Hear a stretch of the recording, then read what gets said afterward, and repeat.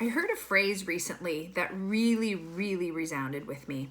And that phrase goes like this: if you feel that you have a calling on your heart, then that means that there's someone else somewhere out there in the world that needs to hear your message, or they need to experience what you have to offer. They need to enjoy what you bring to the table, whatever that may be.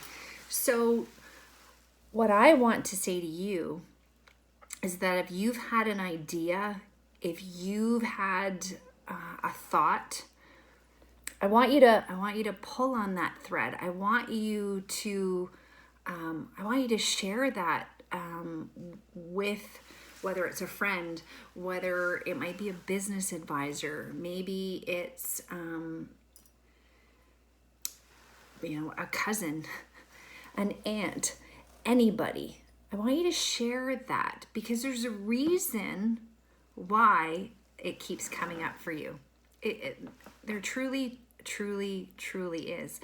When I was a skating coach, I was a skating coach for a lot of years. I coached figure skating and power skating, went on to coach hockey for fun for a number of years. But one of the tactics that I taught specifically to hockey players was look to where you want to go and your body will follow.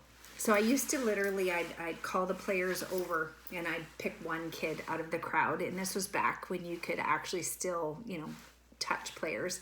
And I, would grab one young guy and I'd wrap my arm around him and hold him tight and hold him in place. And I would grab him by the face mask, and I would twist his head around until he said ouch, basically, gently,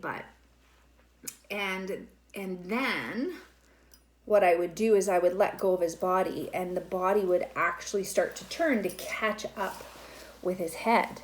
And so, of course, that proves that, I used to say to the kids, you turn your head and your body has to turn with it or your head's going to pop off. So then we would apply that, with actual movement and all that sort of thing. So think about that.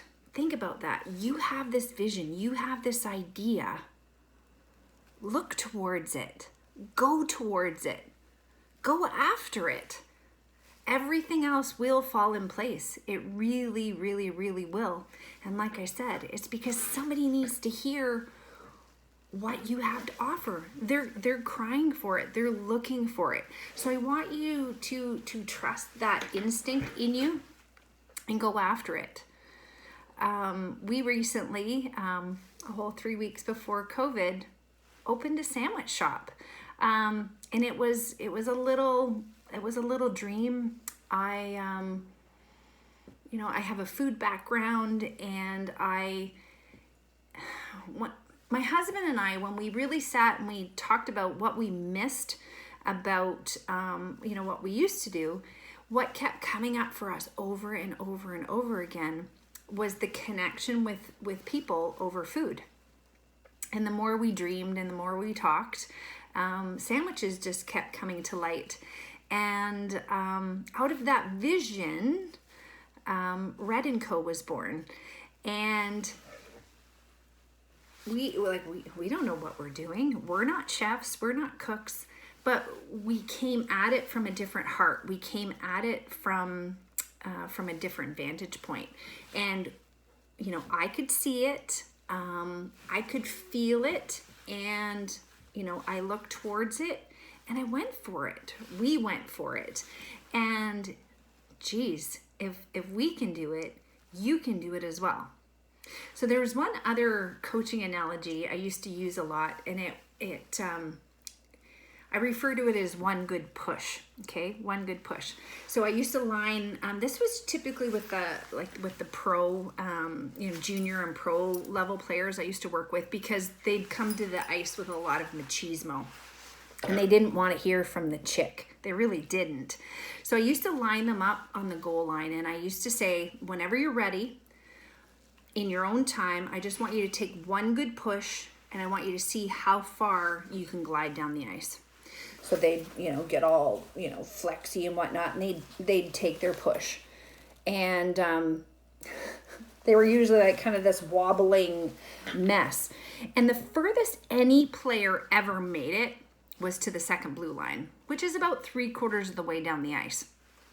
So, the rink would be really quiet, and they'd all be like no idea what any of this meant.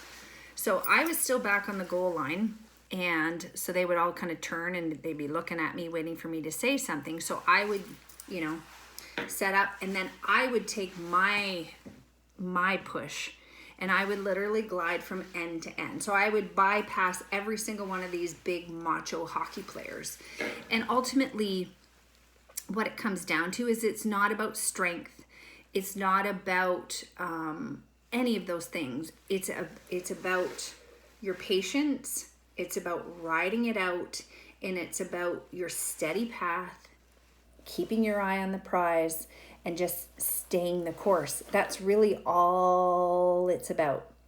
So let this be your inspiration, your one good push to inspire you to know that if you've got a dream, go after it. Go after it. You can do it. You absolutely can.